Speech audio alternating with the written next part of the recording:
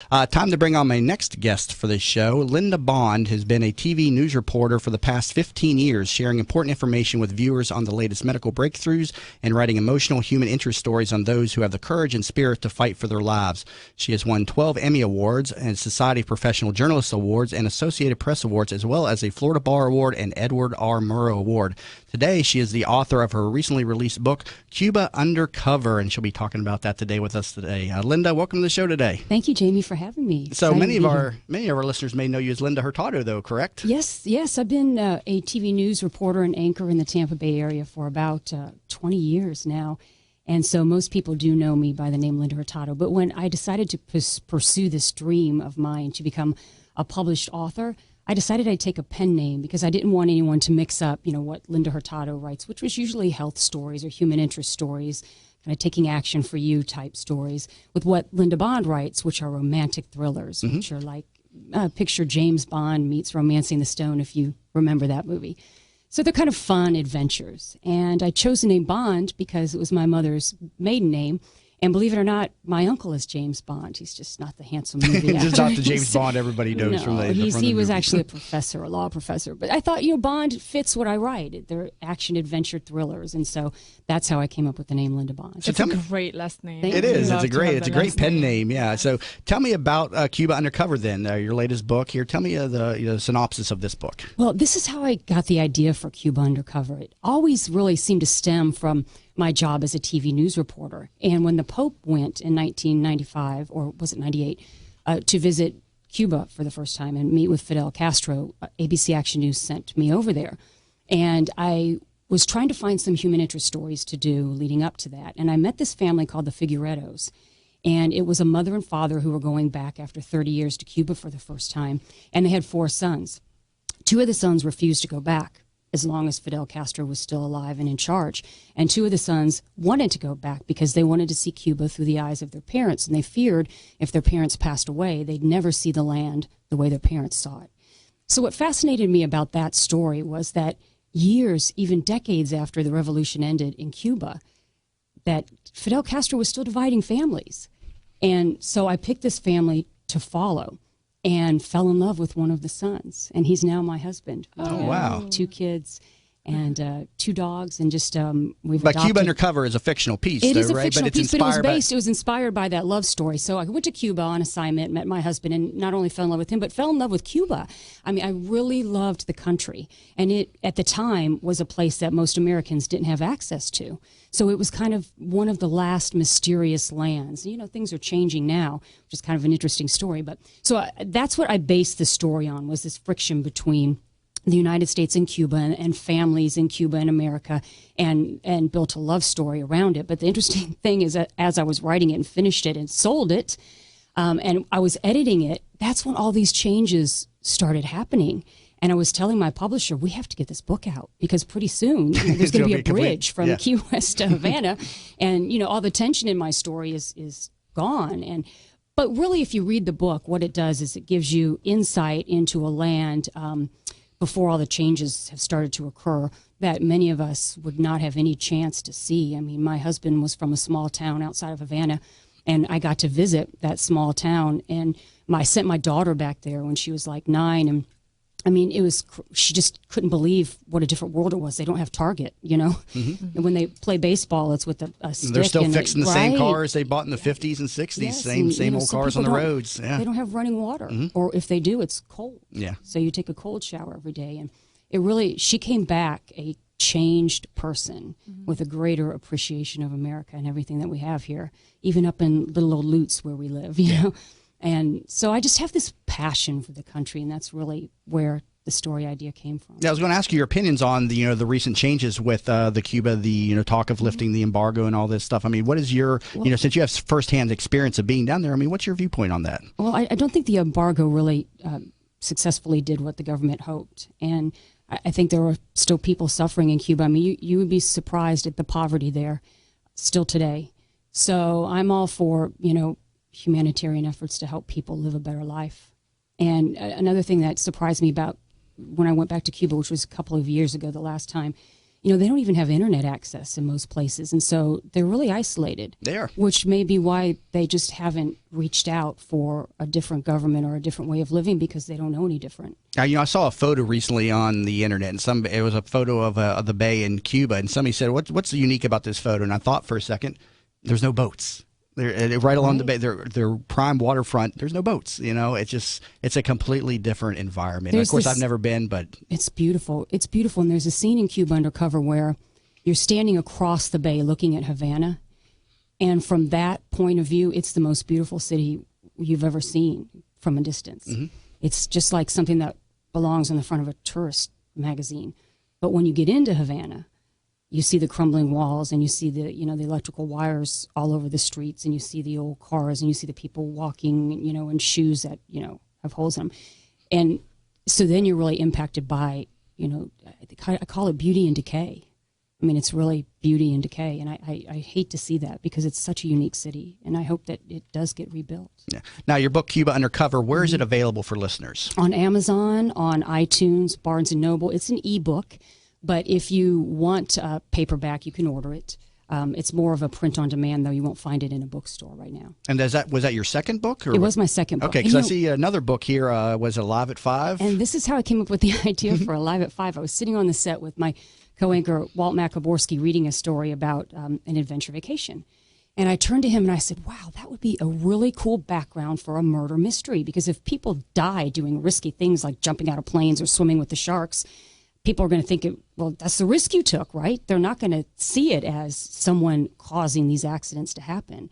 So that was really how I came up with that idea. And it showcases some fun places. Like if you read the book, Alive at 5, MacDill Air Force Base is in there, and Skydive City at Zephyr Hills. So you'll recognize a lot of local places. And the main character, we were talking about anxiety, she suffers from panic attacks. Mm-hmm. She's a television news reporter who has to do live reports every day. Right. And so that's kind of her challenge, is part of her journey of that book is to get over the anxiety and the fear of, maybe not being perfect enough, not pleasing her boss, and not living up to everybody's expectations. So how do you juggle the career? And are you still working in the news media right now? Are you on break from? Let's call it a hiatus. I'm not old enough to retire, so I didn't think I'd seen you recently on the television set. So I'll be going back to work, but not for a while. But how do you juggle the career between an author and a TV reporter? Because you're doing this when you're very hard. Yes, I wrote both of those books while I was working full time, and I have kids at home and a husband who likes to see me, and you mentioned at one point you say you adopted and then you stopped. Yes, he is a relative of my husband's, and he came over on a raft from Cuba, and he actually tried 3 times.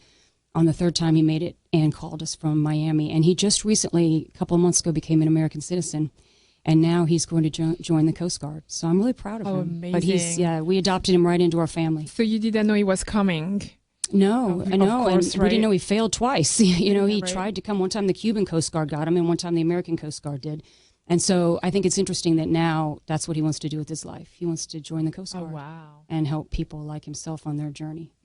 But going back to talking about how you do it all, which is kind of one of the things I'm going to talk about at the Working Women Conference, I just found that if it's something you're really passionate about doing, you find the time. I have friends that get up at 5 o'clock in the morning and write before they go to work. And I have other friends who stay up till 3 o'clock in the morning and write after. And I would kind of do both of that. And then when I was in high school, I used to carry around a notebook and I would just jot down things whenever I had the time. Well, now I carry around a laptop. And you'll see me at my kids' soccer game. It takes an hour for them to warm up. I'm not going to write during the game.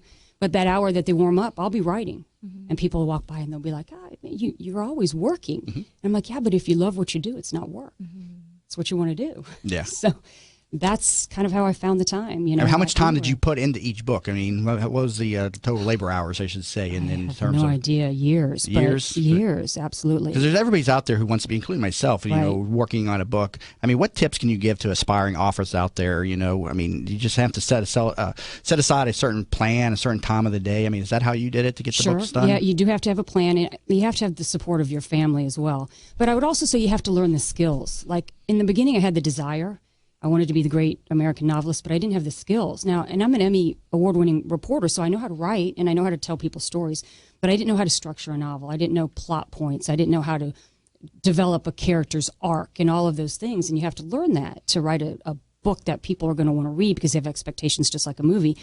So you go to writers' conferences, you network with groups like Working Women. I joined a group called the Tampa Area Romance Authors, and they have a meeting every month, and they bring in agents, and they bring in New York Times best-selling authors to talk to you about what they did.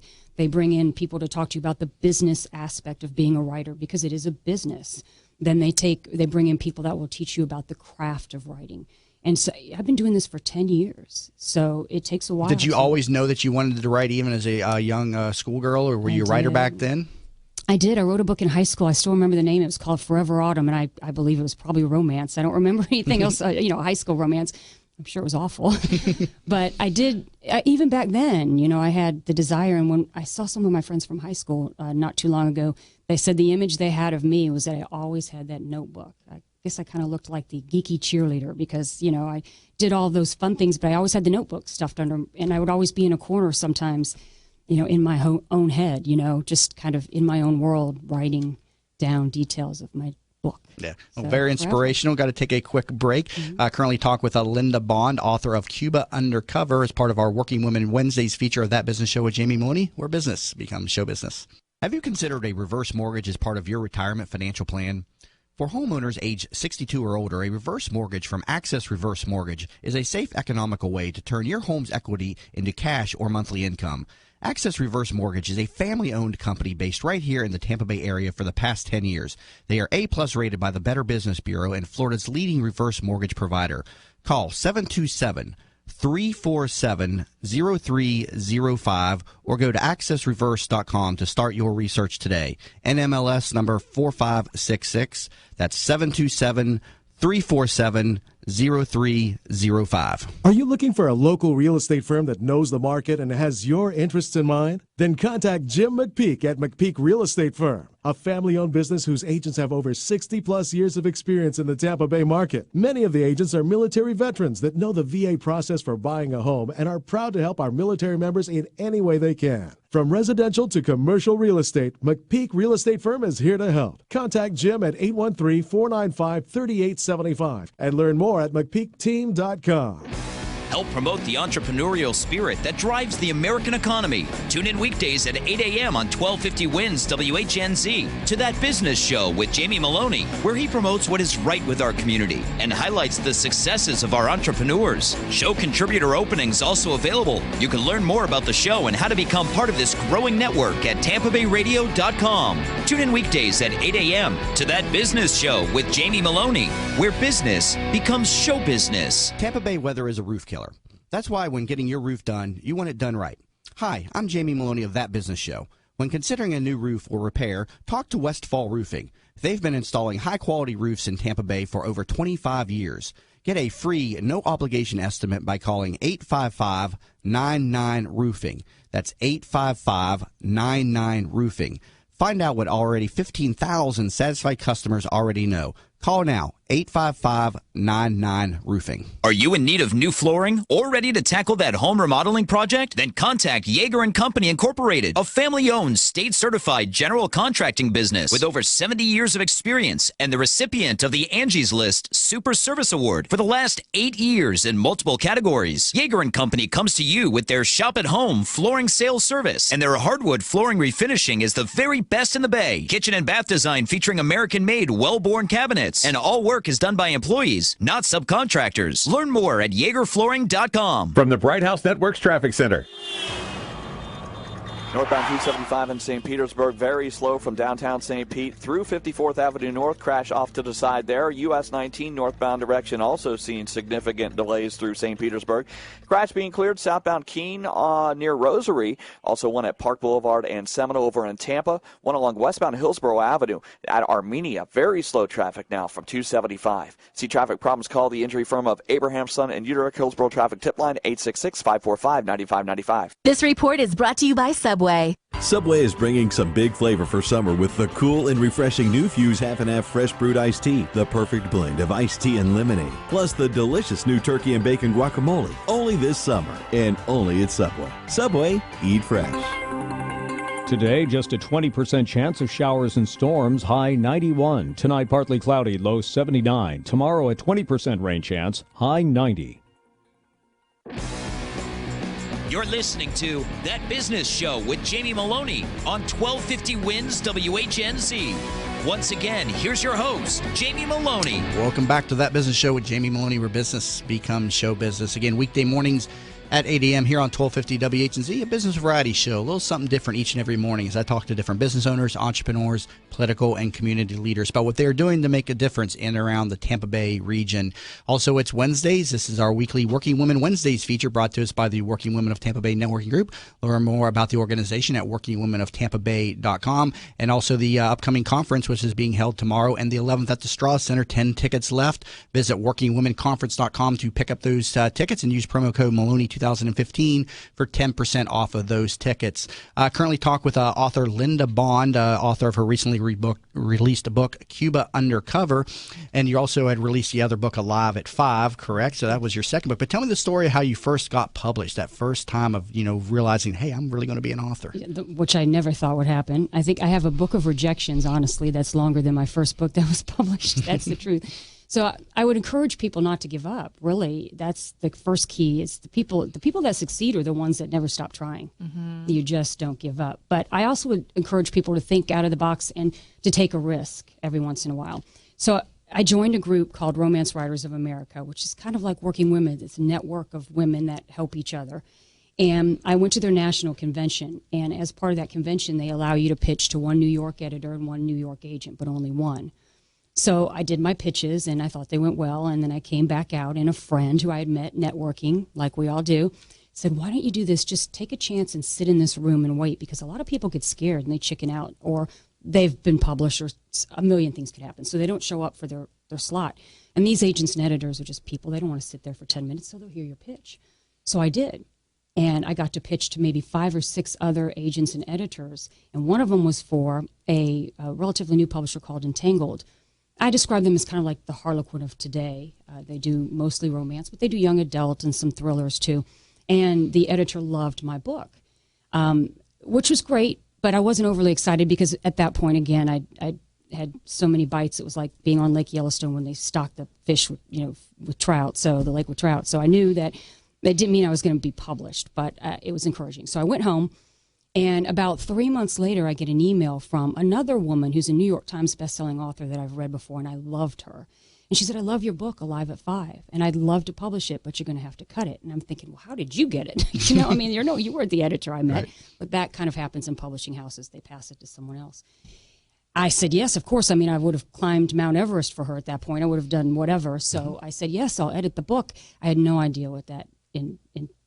It was like, did you do it yourself, or did you hire a professional editor? No, she edited it. She edited it. Okay. She's in New York, so she would give me suggestions and then say, "Go do it." But I literally had to cut like 20,000 words out of this book. Wow. So it was, it was a rewrite, and I had to do it starting at like 6:00 in the morning on Saturday, and I just would sit in that chair until like midnight because I worked Monday through Friday, and there was no time as a television news reporter to write or edit a book during the day. So it really challenged my desire to become a published author, I guess, what it took to get that first book out. But there's nothing like holding it in your hands and just being able to say I did it.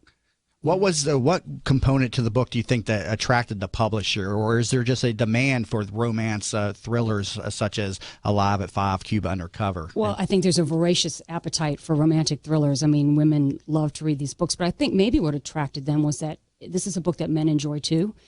There is romance in it, but there's a lot of testosterone in this book. You got guys jumping out of planes, swimming with the sharks. It's an adventure vacation is the background.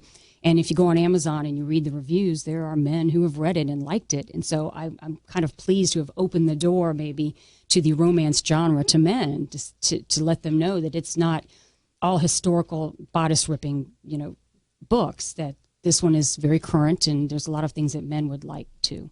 Do you have another book coming up, maybe? Do you have an idea for As something? a matter of fact, I'm working on a book called Live Shot. You see, they all have kind of that television theme. This is a medical thriller because for 20 years I was a medical reporter as well. And it basically is, the premise is people start turning up in this doctor's ER with flu-like symptoms and then dying. And one of the patients that died was the best friend of a reporter, an investigative reporter in town. And so together they have to try to figure out whether it's a killer shot or a killer calling the shots. and stop it before more people die. But I'm also working on a book with my 11-year-old, which has been really fun. Oh, wow. Oh, that's cool. A middle grade book, kind of an action adventure, very little on the romance since they're 11. What's the plot or the synopsis of that one? The Last Scavenger Hunt. And we like to camp. We have an RV, so we go out camping. So when she wanted to write a book on the zombie apocalypse, but I don't know anything about zombies. So I said, can we pick something we both know a little bit about? So camping. So the basis of this is they go on a field trip at school, and everything you've ever feared would happen to you on a camping trip happens to these kids. And then one of their friends goes missing, and it becomes a mystery. They have to solve what happened to her while fighting Mother Nature and spiders and bears and all the things that, creep you out about going camping. And she's having a good time with it. I don't know what it is about the zombies, but the younger generation, They they love love the zombies. zombies. I I don't know. know. When I was a kid, we didn't talk too much about Too zombies. gory for me. I don't know. Yeah, I don't know. Maybe it's the Walking Dead show that's done it or something. But yeah, every time I turn around, some youngster is talking about the zombie apocalypse, and it's funny that you just brought that up in that story and everything. So, if you had a choice, I mean, what do you love more? Do you love being an author or on the television set as a medical reporter? Great question. I love both because really, if you think about it, my job is to tell stories all day, every day, and that's awesome. I want to go back into TV because it's an amazing platform to do good. The stories I tell can actually help people. I got one woman that helped to get her a life-saving drug that wasn't available yet, and she lived 4 more years because of it. That kind of platform is just so great, and I really don't want to stay away from it for too long. So I am going to go back, and I'll start juggling again, like the circus clown. The balls will be up in the air as they were before. But again, if you love what you do, then it's not really work, and I really love what I do. And you're going to be a speaker at the upcoming conference, the Working Women Conference. We've mentioned that a number of times throughout today's show, again, being held tomorrow and the 11th at the Straw Center. Real quick, what are you going to be talking about at the conference again? I'm going to be talking about don't stop believing. A lot of people ask me some of the questions you asked me this morning. How do you have a full-time job and kids and do charity work and become a published author? And the journey was difficult. It was a difficult road to get there. And so I'm going to kind of outline the steps of what I did in practical terms so that you can apply it to anything, not just being a published author, but any kind of dream job. I mean, I could ask you guys, is this your dream job or is this just, what you're doing to pay the bills? Mm-hmm. A lot of people would like a chance in their life to pursue their dream job. Yeah. And we're going to talk about how you do that and still pay the bills. No. Sounds good. Great discussion. Linda Bond, author of Cuba Undercover and also Alive at 5. And you can learn more about her and her books at lindabond.com. And you can pick all these up at Amazon, correct? Right. Or from my website, either place. All right. Great discussion again, Linda Bond. Thank you very much for being in studio today, part of our Working Women Wednesdays feature. Thank you. And also thank you to Tracy Metzger, Executive Director and Co-Founder of For the Girls International, who was on the first segment. And as always, thank you to Jessica Rovelli, CEO and founder of the Working Women of Tampa Bay Networking Group, who helps me out each and every Wednesday with Working Women Wednesdays. Learn more about her and her organization, workingwomenoftampabay.com. And be sure to visit workingwomenconference.com and pick up one of those last 10 tickets and use promo code Maloney2015 for 10% off of those tickets. I'll see you all back in here tomorrow morning at 8 a.m. on That Business Show with Jamie Maloney, where business becomes show business. The opinion